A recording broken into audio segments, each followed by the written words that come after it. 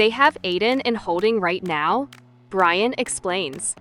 They found Aiden's cell phone at the crime scene. Right now, the cops have a tentative time of death around 6 in the evening. His cell phone? I know for a fact that his phone was with him at Amelia's house. Mason chimes in. His old phone. Remember? He lost it a few weeks ago. How did Aiden's phone end up at the crime scene? Annalisa asks. Never mind that. How did the dead body of Aiden's despised stepfather end up in front of his house? Julian ponders. Forensics determined that it was the primary location, meaning that Greg died in front of Aiden's house. Noah's right though, Vince says. With the location of the crime, Aiden's phone, and the bruising on Greg, indicating a recent fight, it doesn't look good. Plus, Aiden and Greg's past doesn't help. It's on record that Aiden petitioned against Greg's parole. It could be reason that he had a motive. Aiden is one of the smartest people I know. I explain. I think if he was going to kill a guy, he wouldn't leave the dead body in front of his house. Listen. Everyone, Vince commands. They're going to clear all this up and Aiden will be out of here before you know it. You should all go home instead of sitting here worrying about him. You know, I'm not leaving anytime soon, right?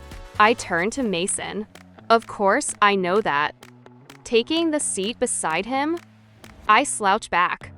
The thought of leaving him in jail is unbearable. He knows my name isn't Amelia. He found out that my entire identity is a lie. He was so incredibly hurt when he found out, but he understood. He said that he's all in, so I'm not going anywhere until he's released. What's going on? Mason asks when Brian comes back out. Where's Aiden? Brian grimaces. It's all more complicated than we thought. When Aiden was arrested, they contacted his legal guardian, Greg's wife, Paula. She painted an awful picture of Aiden, saying he stole from her, did drugs, ran away from home with his brothers. That obviously led to the question of where Jason and Jackson are, which Aiden refused to answer. Not only did my friend Alan have to get Aiden off a murder charge, but also a kidnapping charge. Don't worry, it's all been sorted out. Aiden's been cleared of murder. His alibi checks out. What about the kidnapping charges? I ask. Alan talked Paula into relinquishing legal custody. I've agreed to be the legal guardian for all 3 Parker boys until Aiden turns 18. I practically jump out of my chair. Aiden, in all his intense, tall, confident, broad-shouldered glory, is being led toward us by an officer. He takes a few steps toward us and is barely able to rub his wrists where the handcuffs must have been before I launch myself at him. He doesn't hesitate and wraps his strong arms around me, pulling me close. He releases me. Of course I am. Why are you guys still here? I told you all to go home and not worry. We care about you, Aiden. So we stayed. I'm too tired to answer your questions right now, he says as we walk out the exit. I'll tell everyone what happened tomorrow. You can crash in my guest room. I blurt. I need the chance to sort everything out with Aiden alone. Plus, your car is already at my house. It'll make things easier for you. It only takes a few moments for him to agree to come to my house.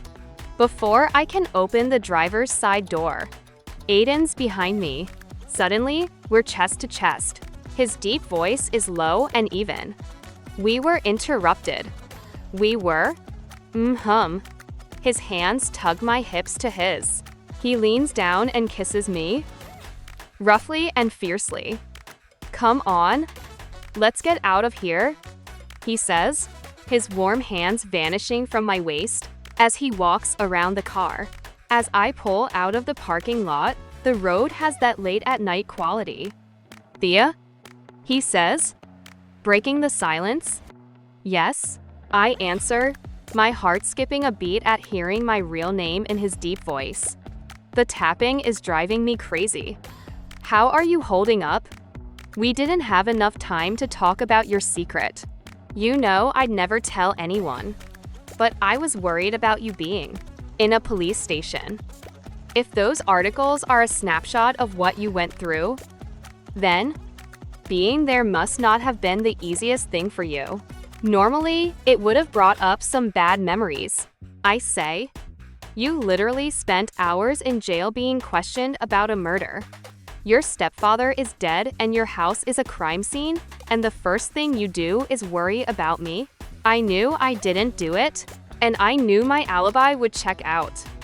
But since I had nothing to do but wait, my mind wandered.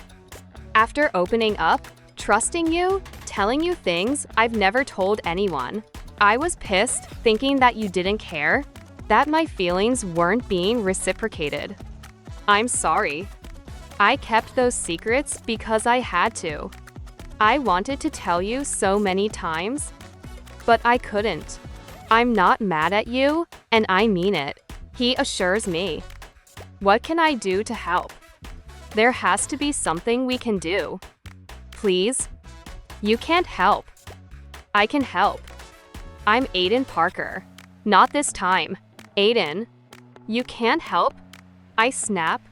I'm sorry, it's just, there are some things that even you can't fix. Why don't you tell me and we'll take it from there? He says, softly, placing his large hand on my forearm. It's late.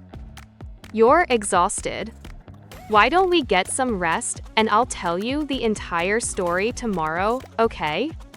And that's fair. He nods. We quietly unlock the front door and make our way up the stairs. Once Aiden's set up in the guest bedroom, I leave him and find him something to change into. When I get back, I give a courtesy knock on the door, and he opens it for me. I brought you an extra toothbrush and some toothpaws. I stop talking and openly stare at Aiden, who is standing in the doorway in nothing but his boxer briefs. Thanks, he says, an amused look on his face. I couldn't find anything for you to change into. Unless you think you can squeeze into my PJs, I'll just sleep in my boxers. It's fine. I have a sweater of yours, though. He looks at the sweater in my hand, but doesn't make any motion to take it. Keep it. I'm hot anyway. If you're sure. I'm sure. Good night. Thea. My breath hitches in my throat. Good night, Aiden.